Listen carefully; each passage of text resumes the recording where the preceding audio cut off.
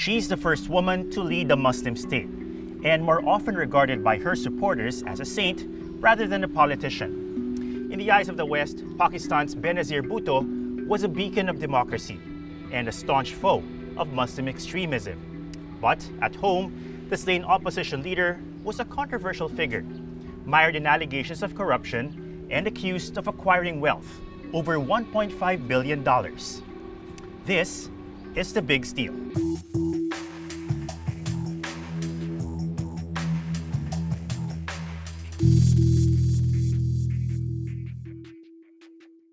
Benazir hails from one of the most prominent political dynasties in South Asia. The Bhuttos are amongst a few hundred feudal families, mostly large landowners, that have dominated politics and business in Pakistan since its creation in 1947. Her grandfather, Sir Srinivas Bhutto, was a powerful landowner knighted by British imperialists, while her father, Zulfikar Ali, was the country's first democratically elected prime minister, whose socialist rhetoric made him widely popular among the country's unprivileged masses. East Pakistan was a part of Pakistan, made with our own blood and our own sweat. Zulfikar Ali was later ousted and executed by his military chief, Muhammad Zia-ul-Haq, who ruled the nation largely under martial law and tried to establish an Islamic state. The 26-year-old Benazir was driven into politics by reverence for her father and spent the next decade between house arrest, jail, and self-imposed exile, all the while campaigning against General Zia's military dictatorship. As a student at Harvard and Oxford in the 1970s, Benazir had always presented herself as a guardian of the poor and an advocate of freedom and democracy, railing against greedy politicians who have pillaged the resources of developing nations in her commencement speech. In 1987, she married landowner Asif Ali Zardari. Barely 8 months later, when General Zia was killed in a mysterious plane crash, Benazir rose to the office of Prime Minister after winning a narrow election victory. The appeal of the Bhutto name was apparent. We're trying to work within the system, so we want to strike a balance between continuity and change, whatever can be done within that parameter. By the time Benazir came into power, Pakistan had already seen 3 military coups, 3 wars with India, untold riots, assassinations, and turmoil. Al-Qaeda had determined that Pakistan and neighboring Afghanistan would be crucial to their plans of global jihad, while the US, having backed the Zia government, were wary of Bhutto supporters.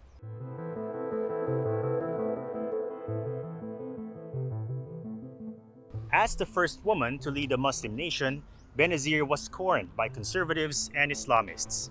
Pakistanis still speak of the mesmeric effect she had at that moment, a daughter who had avenged her father, and a politician who promised democracy, economic development, and social tolerance. It's been stupendous.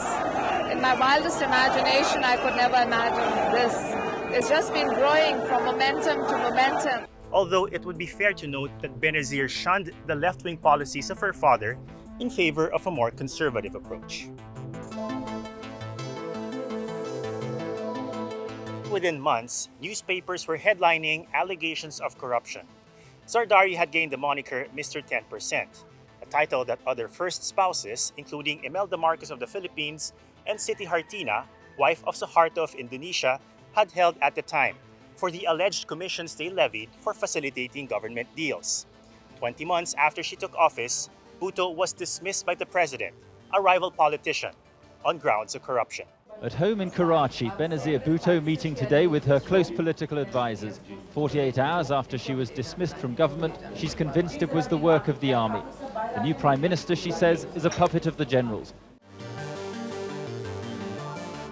For the most part, Pakistanis were ready to give Benazir and her family legacy the benefit of the doubt, that perhaps she wasn't aware of her husband's financial dealings. Her popularity won Benazir a second stint as prime minister in 1993. But this time, she struck her friends as a changed person, high-handed to the point of arrogance and contemptuous of the liberal principles that were once at the center of her politics. As her former press secretary puts it, in her mind, she was Pakistan, so she could do as she pleased.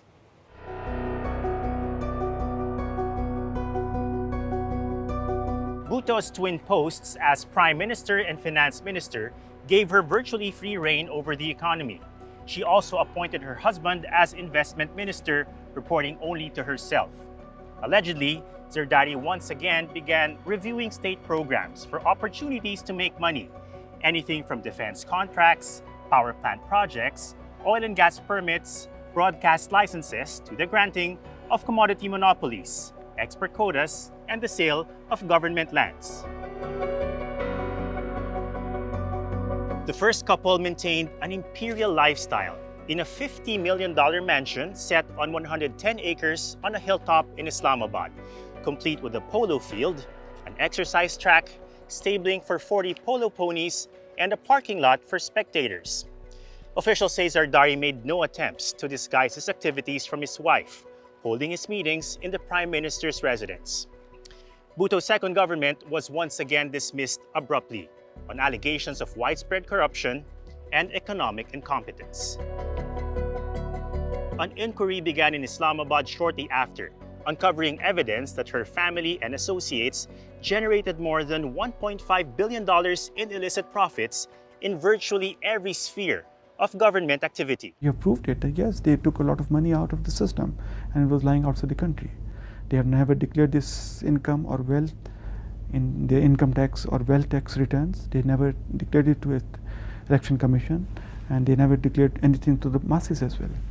It revealed that Zardari went on a shopping spree in the mid-1990s, purchasing, among other things, a $5.3 million estate south of London, $660,000 worth of jewelry, and a $2.5 million manor in Normandy under his parents' names. A cache of family documents sold by a shadowy informer to the Pakistani government for $1 million in cash also uncovered a network of overseas bank accounts with Zardari as the principal shareholder.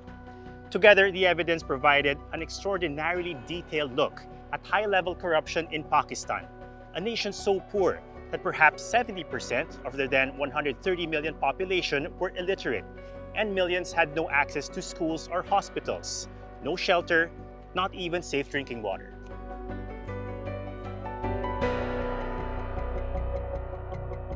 In 2003, while in exile, a Swiss court found both Benazir and her husband guilty of money laundering through offshore companies. They were handed suspended jail sentences of 6 months each, and each ordered to pay $10.6 million to the Pakistani government. The Bhuttos have denied the charges and claimed that they're part of a political witch hunt by the government to eliminate the opposition. On October 18, 2007, President Pervez Musharraf paved the way for the return of Bhutto to Pakistan, granting her amnesty for all corruption charges. There were even talks of a power-sharing deal. We have invited all the political parties to join us in our caravan for democracy. But little more than 2 months after her return, the 54-year-old opposition leader was assassinated in an election rally in Rawalpindi. Zardari was elected president on a wave of public sympathy, giving him immunity from prosecution until the end of his term in 2013. Corruption in a middle-income country is nothing new, and Pakistan is far from being a paragon of good governance. In fact, no Pakistani prime minister has ever completed the 5-year government term, all having been dismissed on allegations of corruption. But as the figure of Benazir Bhutto continues to inspire liberal activists and intellectuals in Pakistan and around the world, it's important to note that for many, Bhutto was not a saint.